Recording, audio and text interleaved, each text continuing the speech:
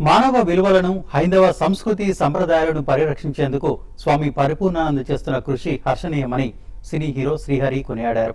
Miyapur SR ఎస్టేట్లో మహిళల ఆధ్వర్యంలో జరుగుతున్న గణేష్ నవరాత్రి ఉత్సవాల్లో ఆయన పాల్గొన్నారు. యువత ఆధ్యాత్మిక భావనతో ముందుకు వెళ్లాల్సిన అవసరం ఎంతైనా ఉందన్నారు.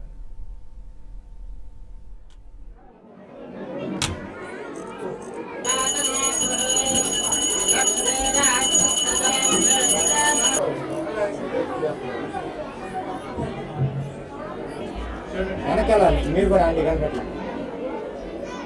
Ready ready ready